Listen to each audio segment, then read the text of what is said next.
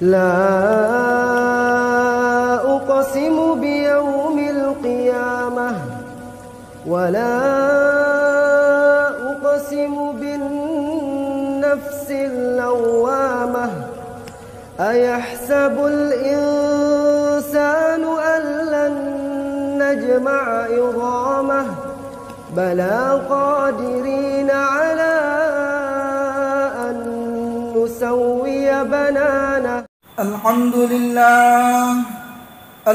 لله نحمده ونستعينه ونستغفره ونؤمن به ونتوكل عليه ونعوذ بالله من شرور أنفسنا ومن سيئات أعمالنا من يهده الله فلا مضل له ومن يضلله فلا هادي له ونشهد أن لا إله إلا الله وحده لا شريك له ونشهد أن سيدنا ومولانا محمدا عبده ورسوله صلى الله عليه وعلى آله وأصحابه وبارك وسلم تسليما كثيرا كثيرا أما بعد فأعوذ بالله من الشيطان الرجيم بسم الله الرحمن الرحيم وذكر فإن الذكرى تنفع المؤمنين صدق اللہ العظیم۔ محترم بھائیوں، دوستوں اور بزرگوں، اللہ پاک جل شانہ کا بہت ہی احسان ہے کہ اللہ تعالیٰ نے ہم تمام کو ایمان والے گھر میں پیدا فرمایا ہے۔ اللہ تعالیٰ نے کائنات میں بہت ساری چیزیں بنائی، بہت ساری مخلوقات اللہ تعالیٰ نے پیدا فرمائی ہیں، زمین بنائی، آسمان بنائے، اسی طرح انسان کے ساتھ درندے چرندے، نہر، تمام چیزیں اللہ تعالیٰ نے پیدا فرمائی ہیں۔ اللہ تعالیٰ چاہتے کسی بھی چیز کو کوئی سا بھی روپ دے سکتے تھے، ہمیں چاہتے اللہ تعالیٰ جانور بنا سکتے تھے، اللہ کے ساتھ کوئی اجارہ نہیں ہمارا، اللہ کا ہم کچھ بگاڑ نہیں سکتے۔ اللہ تعالیٰ ہم کو چاہتے تو درندہ بنا سکتے تھے، اللہ کا کچھ نہیں بگاڑ سکتے۔ اللہ تعالیٰ نے ہم کو اشرف المخلوقات میں پیدا فرمایا کہ انسان بنایا، اور اتنا ہی کرم نہیں کیا بلکہ انسان ہونے کے ساتھ اللہ تعالیٰ دوسرے مذہب میں ہم کو پیدا کر سکتے تھے، معبود باطلہ کو ہم پوچھ سکتے تھے، لیکن اللہ تعالیٰ نے احسان فرما کر انسان بنا کر ایمان کی دولت سے بھی سرفراز فرمایا۔ یہ اللہ کا بہت بڑا احسان۔ اور اللہ تعالیٰ نے ہم تمام کو صحیح سالم رکھا، اعضاء کے اعتبار سے صحیح سالم بنایا، یہ بھی اللہ تعالیٰ کا بہت بڑا احسان ہے۔ تو ہمیں ان تمام احسان کو دیکھنا چاہیے اور اللہ تعالیٰ کی مرضیات والی زندگی گزارنا چاہیے۔ آج انسان اگر اچھی جاب چاہتا ہے، اچھی نوکری چاہتا ہے تو بڑے بڑے لوگوں کے پاس جائے گا، درخواست لکھوائے گا، اپلیکیشن لکھوائے گا، کیوں؟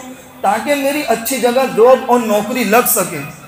ہم نے تو اللہ تعالیٰ کو کوئی اپلیکیشن نہیں لکھا تھا، کوئی درخواست نہیں لکھی تھی، لیکن اللہ تعالیٰ نے محض اپنے احسان سے ایمان کی دولت ہم تمام کو عطا فرمائی ہے۔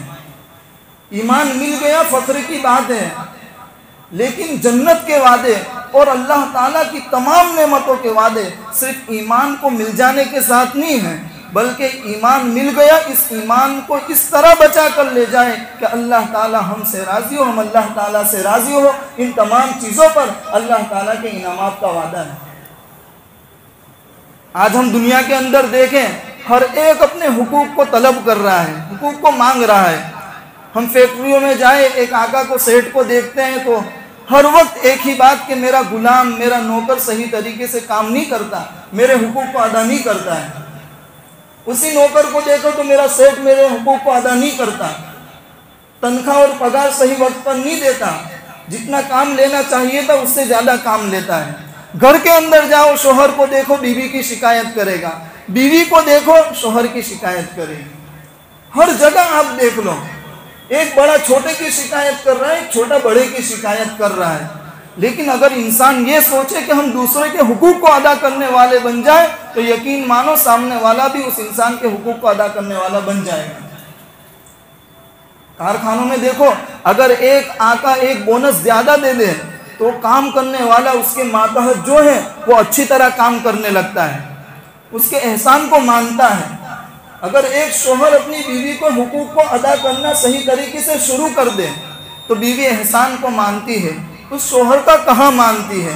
کچھ احسان انسان کرتا ہے تو دوسرا انسان اس کے لیے اچھی طریقے سے پیش آتا ہے۔ اللہ تعالیٰ نے ہم تمام پر کتنے احسان کیے، کیا ہمارا حق نہیں بنتا کہ اللہ تعالیٰ کے جتنے حقوق ہم پر عائد ہو رہے ہیں ہم تمام حقوق کو اچھی طرح ادا کرنے والے بن جائیں۔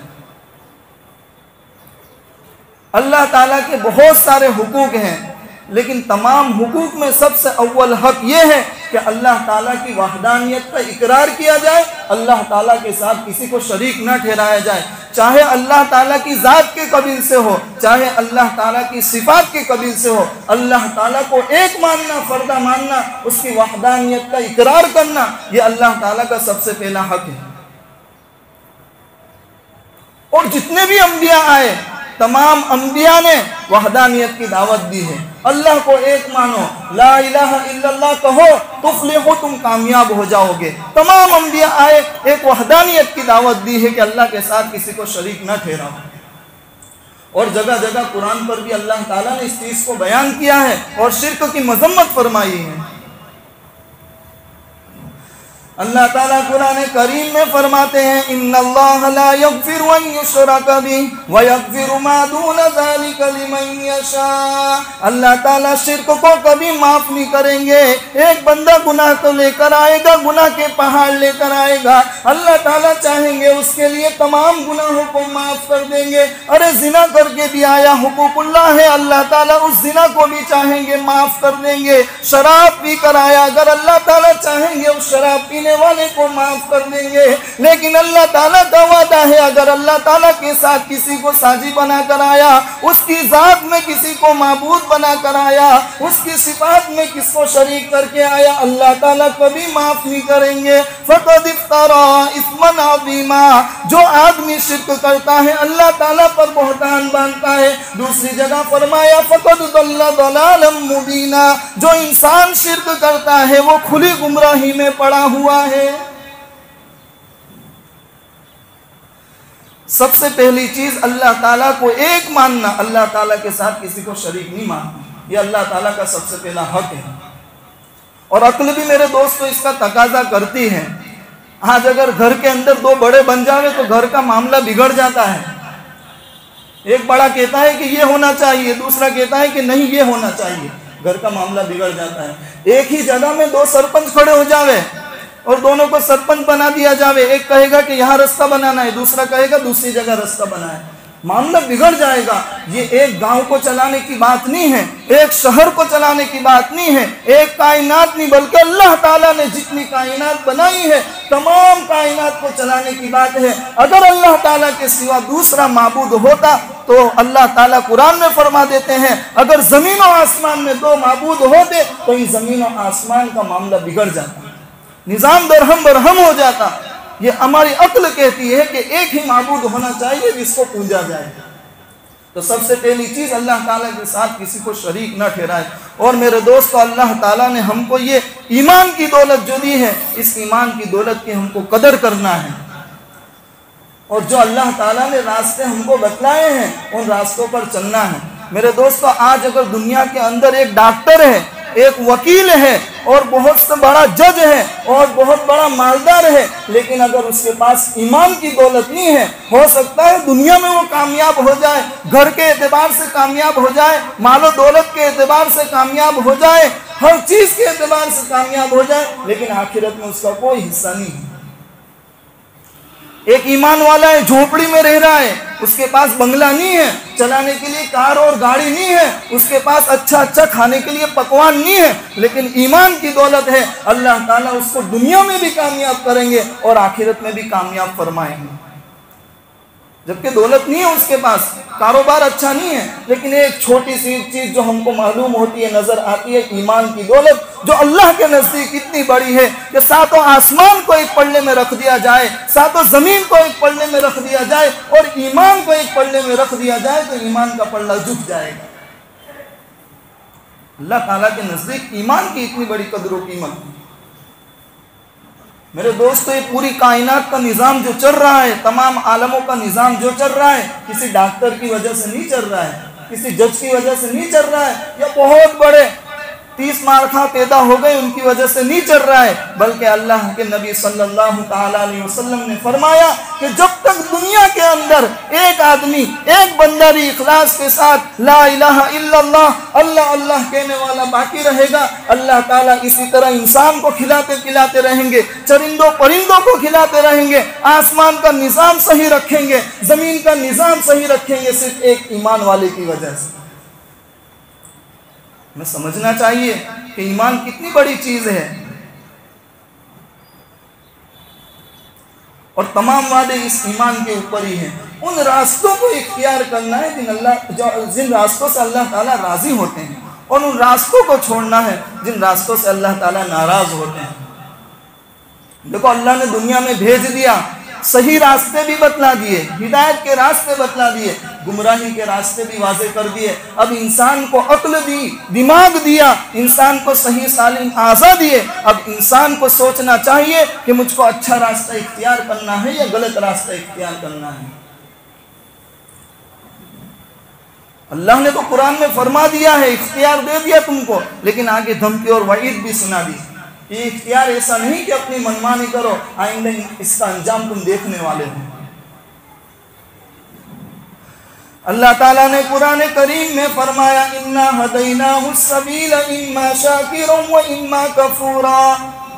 اللہ نے ہدایت کے راستے بھی واضح کر دیے، گمراہی کے راستے بھی واضح کر دیے، تجھ کو عقل تمیز بھی دے دی، تجھ کو 2 پیر بھی دے دیے، 2 ہاتھ بھی دے دیے، دیکھنے کے لیے 2 آنکھیں بھی دے دی، سننے کے لیے 2 کان بھی دے دیے، بولنے کے لیے تجھ کو زبان بھی دے دی، راستے واضح کر دیے۔ اب تو چاہے ہدایت کے راستے پر چل کے اللہ کو راضی کر لے، یا گمراہی کے راستے پر چل کے اللہ کو ناراض کر لے، لیکن اللہ کا وعدہ سن لے، اگر ہدایت کے راستے پر چلے گا، کل مجھ سے اس حالت میں ملے گا، تو مجھ سے راضی ہوگا، میں تجھ سے راضی ہوں گا، ایسے انعام برساؤں گا تو نے سوچا بھی نہیں ہوگا، ایسی چیزیں دوں گا تو نے سوچا بھی نہیں ہوگا، ایسی جنت بنائی، اللہ کے نبی فرما رہے ہیں ما لا عین رأت، ایسی جنت بنائی کسی آنکھوں نے اس کو دیکھا نہیں، ولا اذن سمعت، کسی کانوں نے اس کو سنا نہیں، ولا خطر ببال احد، کسی کے ذہن و دماغ سے اس کا گزر بھی نہیں ہوا۔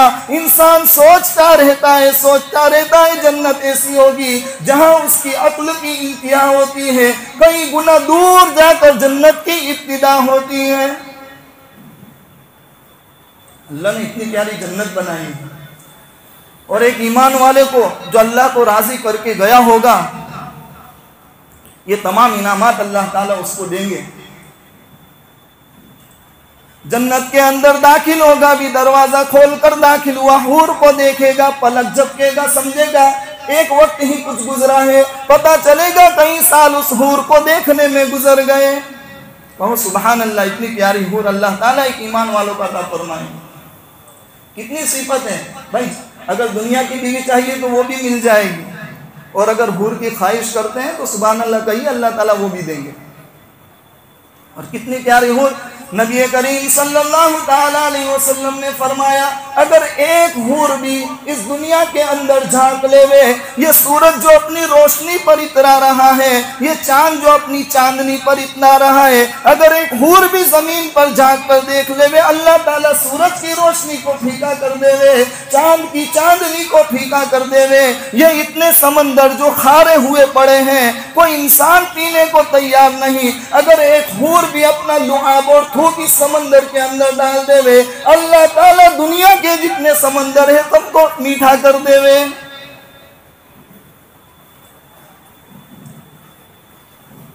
اور کتنی چیزوں سے بنائی ہے. اللہ کے نبی صلی اللہ تعالی علیہ وسلم فرما رہے ہیں ایک حصہ عنبر کا بنایا گیا، ایک حصہ مشک کا بنایا گیا، ایک حصہ زعفران کا بنایا گیا. 70 جوڑے بھی پینے گی تو اندر کی پنڈلیوں کا گودا اس کا نظر آئے گا. پانی بھی پیے گی تو شیشے میں اترتے ہوئے پانی کی طرح پانی نظر آئے گا. لیکن کس وقت؟ جب کہ اللہ تعالیٰ نے جو ہدایت کے راستے بتائے ہیں اس پر چلے گا تو اللہ تعالیٰ کامیاب بھی فرمائیں گے اور آخرت میں نماز سے بھی انعامات سے بھی نوازیں گے. یہ تو نیک راستوں پر چلے. اور اگر گمراہی کے راستے پر چلے گا تو اللہ نے تو کہہ دیا اِنَّا هَدَيْنَاهُ السَّبِيلَ إِمَّا شَاكِرًا وَإِمَّا كَفُورًا. اگر ہدایت کے راستے پر چلا اللہ راضی ہوں گے، گمراہی کے راستے پر چلے گا اللہ ناراض ہوں گے. اپنی منمانی کر لے، اپنی خواہشات کو پورا کر لے، لیکن یاد رکھ دنیا میں اگر انصاف نہ ہو سکے تو اللہ تعالیٰ بیٹھا ہوا ہے. اللہ کی ذات ایسی ہے جو انصاف کرنے کے لیے قائم ہوگی. کل عدالت لگے گی اور گناہ کر کے آئے گا، مجھ کو ناراض کر کے آئے گا. یاد رکھنا جہنم کے ایسے گھڑے میں ڈالوں گا کہ کئی مرتبہ جہنم خود اس گھڑے سے پناہ مانگتی ہوگی. اتنا آسان نہیں میرے دوستو. تمام چیزیں اللہ تعالیٰ نے واضح کر دی ہیں. اور یہ ایمان کی دولت کسی مالداری کی وجہ سے نہیں ملتی، خوبصورتی کی وجہ سے نہیں ملتی. اللہ کا احسان ہوتا ہے اس بندے کو ایمان کی دولت ملتی ہے. فرمایا ضرب اللہ مثلا للذین کفروا امرأۃ نوح وامرأۃ لوط. اگر ایمان زوجیت کے رشتے کی وجہ سے ملتا، نوح علیہ السلام کی بیوی کبھی کافرہ نہ مرتی، لوط علیہ السلام کی بیوی کبھی کافرہ نہ مرتی. اگر ایمان انا ربکم الاعلی کہنے کی وجہ سے ملتا، فرعون کبھی بھی بے ایمان نہ مرتا. اگر ایمان خزانے اور دولت کی وجہ سے ملتا، قارون کبھی بے ایمان نہ مرتا. اگر ایمان جنت سجانے کی وجہ سے ملتا، شداد کبھی بے ایمان نہ مرتا. اگر ایمان خوبصورتی کی وجہ سے ملتا، ابو لہب کبھی بے ایمان نہ مرتا. اگر ایمان ولدیت کے رشتے کی وجہ سے ملتا، نوح علیہ السلام کا بیٹا کبھی بے ایمان نہ مرتا. اگر ایمان سرداری کی وجہ سے ملتا، ابو جہل کبھی بے ایمان نہ مرتا. ایمان زوجیت کی وجہ سے نہیں ملتا، مالداری کی وجہ سے نہیں ملتا، خزانے کی وجہ سے نہیں ملتا، دولت کی وجہ سے نہیں ملتا. اللہ تعالیٰ چاہے تو اس حبشی بلال کو ایمان والا بنا سکتا ہے، اس خوبصورت ابو لہب کو بے ایمان رکھ سکتا ہے. ارے ایمان ان چیزوں کی وجہ سے نہیں ملتا، ایمان تو اللہ کے فضل و کرم سے ملتا ہے.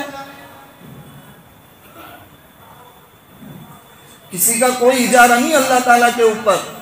یہ اللہ کی ذات ہے کہ ہم پر رحم فرمایا اور ہم کو ایمان والے گھر میں پیدا فرمایا. اگر اتنی چیزوں کے باوجود اس ایمان کی ہم کو قدر نہیں ہے تو ہم سے بڑا بیوقوف کوئی نہیں ہے. اور شیطان ایمان والوں کے پیچھے پڑا ہوا ہے، قسم کھا کر رکھی ہے. جب اللہ تعالیٰ نے اس کو جنت سے راندہ کیا، اس کو مردود بنایا، قسم کھائی تھی اے اللہ تو مجھ کو اتنا وقت دے، قیامت قائم ہونے تک کا وقت دے، میں تیرے جو بندے ہیں ان کے پاس بیٹھوں گا، سیدھے راستے پر بیٹھوں گا. دائیں سے آئیں گے تب ان کو بھٹکاؤں گا، بائیں سے آئیں گے تب ان کو بھٹکاؤں گا، آگے سے آئیں گے تب بہکاؤں گا، پیچھے سے آئیں گے تب بہکاؤں گا. ایمان پر خاتمہ نہیں ہونے دوں گا. اور ایسے لوگ بھی آئے جو بڑے بڑے اللہ والے تھے اور اپنی عبادت میں لگے ہوئے تھے، لیکن شیطان نے ان کو اس طرح بہکایا ان کو پتہ بھی نہیں چلا کہ ان کا ایمان خارج ہو گیا.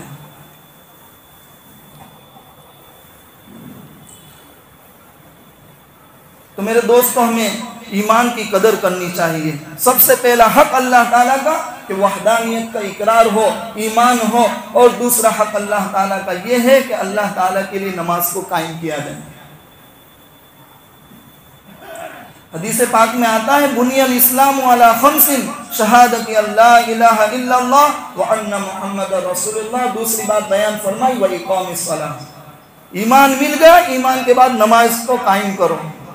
اور کتنی فضیلتیں ہیں. ایک انسان ورزش کرنے جا رہا ہے، یہ تو سائنس کہہ رہی ہے کہ انسان نماز پڑھتا ہے، تراویح پڑھتا ہے تو ورزش ہو جاتی ہے، لیکن ہمیں یہ چیز نہیں دیکھنا ہے. ہم تو اللہ کے لیے نماز پڑھ رہے ہیں، اللہ کے لیے ہم تو نماز پڑھ رہے ہیں، ہم کو اللہ کو راضی کرنا ہے. ہمارا جسم صحیح ہو رہا ہے یا نہیں، ہم کو اس چیز کو نہیں دیکھنا ہے. ہاں یقیناً اللہ تعالیٰ کے بہت سارے معاملات، بلکہ کہو تمام معاملات اللہ تعالیٰ کے ایسے ہیں جو حکمت سے خالی نہیں ہیں.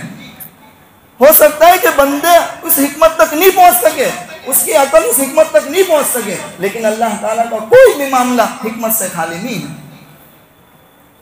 دو طرح کے کام ہوتے ہیں، ایک دنیاوی کام ہوتا ہے، ایک اخروی کام ہوتا ہے. دنیا کے کام میں انسان کو بینیفٹ اور فائدہ دیکھنا چاہیے. بھائی آپ ایک کاروبار کر رہے ہیں، دوسرا آدمی کہتا ہے کہ فلاں کاروبار میں اچھی انکم ہے، اچھے پیسے حاصل ہو سکتے ہیں. آپ کو اختیار ہے، آپ اس کام کو چھوڑ دو اور جس میں بینیفٹ اور مسالے زیادہ دکھائی دے رہے ہیں اس کام کو اختیار کر لو. دنیاوی کام میں یہی چیز ہونی چاہیے.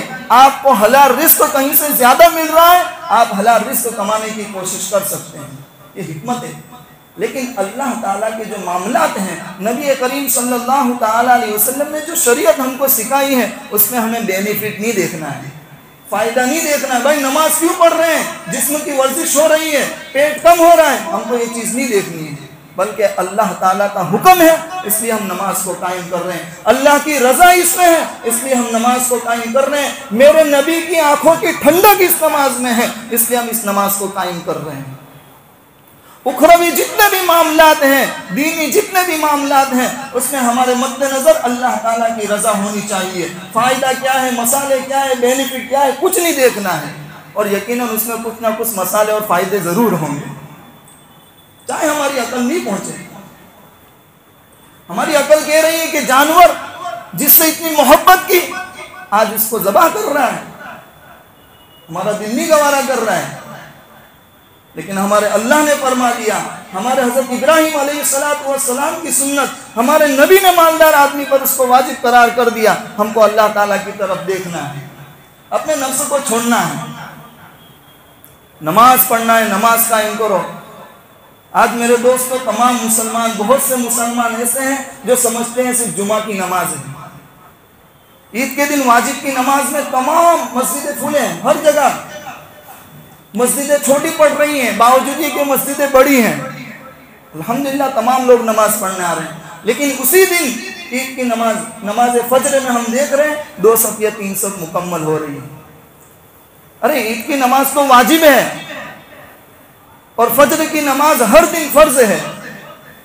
فرض کا درجہ بڑھا ہوا ہے، واجب کا درجہ اس سے گھٹا ہوا ہے، اس سے کمتر ہے.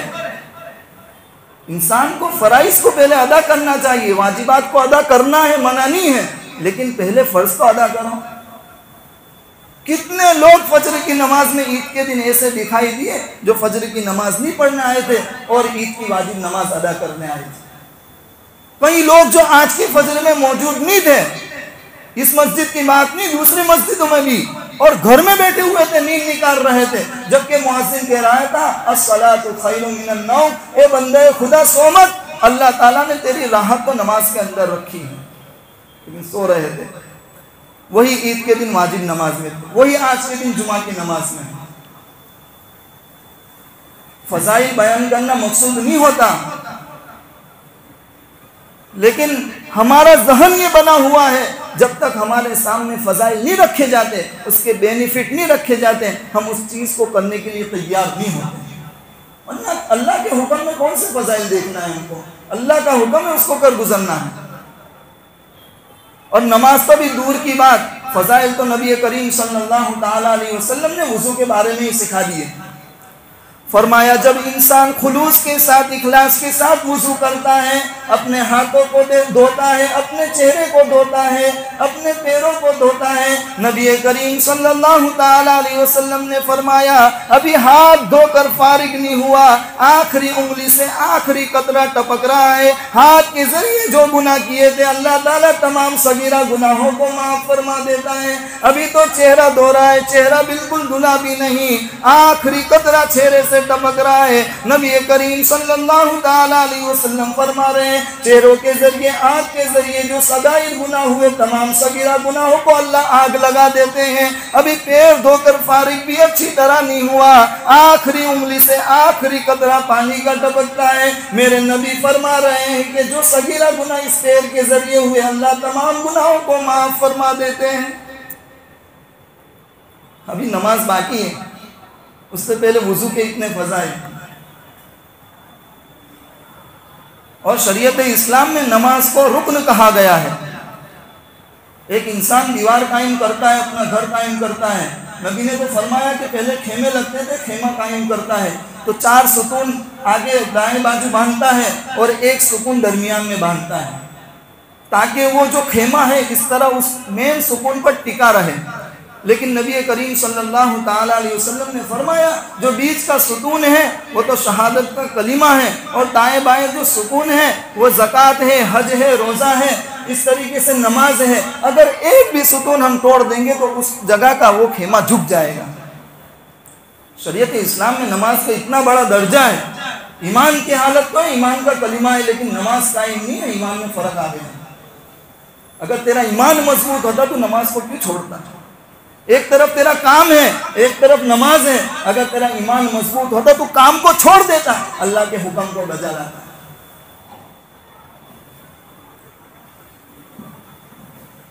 پتجھڑ کے موسم میں نبی کریم صلی اللہ تعالیٰ علیہ وسلم درخت کے پاس گئے۔ حضرت ابو ذر رضی اللہ تعالیٰ عنہ بھی معیت میں موجود ہے، ساتھ موجود ہے۔ نبی کریم صلی اللہ تعالیٰ علیہ وسلم نے ایک ٹہنی پکڑی، ٹہنی پکڑنا تھا کہ پتے جھڑنے لگے اور پوچھنے لگے اللہ کے رسول، اے ابو ذر تجھے پتا ہے کہ میں نے یہ ٹہنی کیوں پکڑی؟ کہنے لگے اللہ و رسولہ عالم، اللہ اور اس کا رسول بہتر جانتا ہے۔ مدنی کریم صلی اللہ تعالیٰ علیہ وسلم نے فرما دیا اے ابو ذر جس طرح یہ پتے جھڑ رہے ہیں، موسم پتجھڑ میں یہ پتے جھڑتے ہیں، بس جب بندہ وضو کرتا ہے اخلاص کے ساتھ اللہ کے لیے نماز کو قائم کرنے کے لیے کھڑا ہوتا ہے، اللہ تعالیٰ اس کے تمام گناہوں کو آگ لگا دیتے ہیں۔ جس طرح موسم سرما میں پتے جھڑتے ہیں، اللہ کے نبی صلی اللہ تعالیٰ علیہ وسلم فرما رہے ہیں کہ بندہ جب اخلاص کے ساتھ نماز پڑھتا ہے اللہ تعالیٰ گناہوں کو بھی اس طرح ہی جھاڑ دیتے ہیں۔ تو میرے دوستوں سب وعدہ کرتے ہیں کہ نماز کو قائم کریں گے، انشاءاللہ تمام نماز کو قائم کریں گے۔ یہ تو کچھ باتیں تھی، کچھ باتیں باقی رہ گئی۔ اس ٹاپک سے ہٹ کر قربانی کے معاملے میں کچھ باتیں کر لیتا ہوں۔ میرے دوستوں کچھ عبادتیں وہ ہیں جو اللہ تعالیٰ مالداری کی بنا پر واجب فرماتے ہیں، کچھ عبادتیں وہ ہیں جس میں فقیری اور امیریت نہیں دیکھی جاتی بلکہ وہ عبادت کو ادا کرنا ضروری ہوتا ہے۔ نماز کے لیے کسی مالداری کی ضرورت نہیں ہے، کالے گورے ہونے کی ضرورت نہیں ہے، غریب آدمی ہے اس پر بھی نماز فرض ہے، امیر آدمی ہے اس پر بھی نماز فرض ہے۔ روزہ رکھنا ہے، امیر ہے اس پر بھی فرض، غریب ہے اس پر بھی فرض۔ آگے بات آتی ہے زکوٰۃ کی۔ یہ عبادت ایسی ہے مالدار ہو تو فرض ہے، غریب ہو تو اس پر نکالنا واجب نہیں ہے۔ حج کا موقع آتا ہے، اگر انسان کے پاس بینک بیلنس ہے، پیسہ ہے، روپیہ ہے تو اس کے اوپر حج فرض ہے، اگر غریب آدمی ہے تو اس پر حج فرض نہیں ہے۔ اسی طرح اللہ تعالیٰ نے ایک نعمت ہم کو قربانی والی نعمت دی ہے، اس میں بھی شریعت نے یہی ضابطہ رکھا، اگر انسان کے پاس پیسے ہیں 52.5 تولہ چاندی خرید سکتا ہے یا اتنی اس کے پاس انکم رکھی ہوئی ہے اس سے زائد، تاکہ اپنی ضروریات سے زائد کو نکال سکے تو اس کے اوپر قربانی واجب ہے۔ کتنے مسلمان ایسے ہیں اللہ تعالیٰ نے اتنا مال و دولت دیا ہے لیکن ان کا جی نہیں چاہا کہ اللہ تعالیٰ کے لیے قربانی کر سکے۔ ایک بندہ جب جانور خریدتا ہے 10-15 دن، زیادہ نہیں 10-15 دن اپنے پاس جب رکھتا ہے تو اتنی محبت ہو جاتی ہے، قربانی کرتے وقت اس کا بوسہ لیتا ہے، اپنے ہاتھوں سے پانی پلا رہا ہے، اپنے ہاتھوں سے چارہ اور دانہ کھلا رہا ہے، اتنی محبت ہو جاتی ہے کہ اس کے ہاتھوں سے آنسو ٹپکنے رکھتے ہیں، ایک محبت کی وجہ سے۔ جب انسان ایک جانور سے اتنی محبت کر سکتا ہے، ذرا ابراہیم علیہ السلام کو تو دیکھو، اتنی بڑھاپے کی عمر میں اللہ تعالیٰ نے ایک اولاد عطا کی ہے، اتنا بڑھاپا ہے، اس کے باوجود اللہ تعالیٰ کا حکم ہوتا ہے اے ابراہیم لے جا اور اس کو ذبح کر دے۔ جب ابراہیم علیہ السلام اس کو اپنے پاس سلاتے ہیں، اس کے اوپر چھری پھراتے ہیں، ایک جانور سے اتنی محبت کے آنسو نکل جاتے ہیں۔ ایک بیٹا اتنے بڑھاپے میں ملا ہے، حضرت ابراہیم علیہ السلام کو کتنی محبت آئی ہوگی۔ آج انسان اور بچے کی قربانی کے لیے نہیں کہا گیا، ورنہ کوئی انسان آگے نہیں بڑھتا۔ وہ تو نبی تھے اور بچے کو ذبح کرنے کے لیے کہا تھا۔ امتی کو کہا جا رہا ہے کہ بچے کو ذبح نہیں کرنا ہے، جانور خریدو، اس کو ذبح کرو، اور یہ بھی نہیں کہ اس کے گوشت کو پھینک دیا جائے کہ آپ کے پیسے یوں ہی برباد ہو رہے ہیں۔ اللہ کے رسول صلی اللہ تعالی علیہ وسلم فرما رہے ہیں کہ قربانی کے موقع پر اللہ تعالیٰ کو جتنا قربانی پسند ہے، کوئی اعمال اتنا پسند نہیں ہے۔ گوشت اپنے پاس رکھو اور کھاؤ اور دوسرے کو کھلاؤ، ضائع کرنے کے لیے نہیں کہا۔ اور بڑے بڑے فضائل سنا دیے۔ مدنی کریم صلی اللہ تعالی علیہ وسلم نے فرمایا کہ جب انسان قربانی کرتا ہے، ذبح کرتا ہے، ابھی خون کا قطرہ زمین پر نہیں گرتا، اللہ تعالیٰ اس کی قربانی کو قبول فرما لیتا ہے۔ فرمایا کہ انسان جانوروں کے بال نہیں گن سکتا، بالوں کو شمار نہیں کر سکتا، اللہ تعالیٰ ہر ایک بال کے بدلے میں ایک نیکی اس کو عطا فرماتے ہیں۔ فرمایا اے فاطمہ آ تو ذرا دیکھ تو صحیح، تیرے قربانی کا جانور کا خون ابھی زمین پر نہیں گرے گا، اللہ تعالیٰ تیرے گناہوں کو معاف فرما دیں گے۔ میرے دوستو یاد رکھو، اللہ تعالیٰ کو قربانی کا گوشت نہیں پہنچتا، اللہ تعالیٰ کو بڑا بکرا نہیں پہنچتا۔ لن ینال اللہ لحومها ولا دماؤها، گوشت بھی نہیں پہنچتا، خون بھی نہیں پہنچتا، ولکن ینالہ التقوی منکم، اللہ تعالیٰ کے وہاں تو تمہارا تقوی پہنچتا ہے۔ ضروری نہیں کہ 50,000 کا بکرا لایا جائے، 1,00,000 کا بکرا لایا جائے، ضروری نہیں کہ خوب پیسے خرچ کیے جائیں۔ اخلاص کے ساتھ اگر اللہ نے دولت دی ہے، اپنی دولت کے مطابق بکرا لے کر اللہ تعالیٰ اس قربانی کو بھی تیری قبول فرمائے گا۔ نبی کریم صلی اللہ تعالی علیہ وسلم نے وہی سنائی، من وجد ساعتا لأن یضحی فلم یضحی فلا یقربن مصلانا۔ دیکھو تو صحیح اس وقت نبی کا کتنا غصہ ہوگا۔ قرآن تو کہتا وما ارسلناک الا رحمتا للعالمین، چرندوں کا بھی نبی، پرندوں کا بھی نبی، درندوں کا بھی نبی، انسان کا بھی نبی، جانوروں کا، حیوانات کا نبی، شجر کا نبی، حجر کا نبی، پتھروں کا، درختوں کا نبی ہے۔ کائنات میں جتنے لوگ بسنے والے ہو، انسان ہو یا جن ہو، تمام کا نبی ہے۔ اور کیوں بھیجا گیا؟ وما ارسلناک الا رحمتا للعالمین، تمام جہاں والوں کے لیے تجھ کو اللہ نے رحمت بنا کر بھیجا ہے۔ وہ رحمت والا نبی کہہ رہا ہے جس امتی کو اللہ تعالیٰ نے مال و دولت دی ہے، اللہ نے وسعت دی ہے، اس کے باوجود اگر وہ قربانی نہیں کرتا، میری عیدگاہ کے قریب بھی نہ آئے۔ سوچنے کا مقام ہے، اتنا رحمت والا نبی، کیا غضب کا عالم ہوگا۔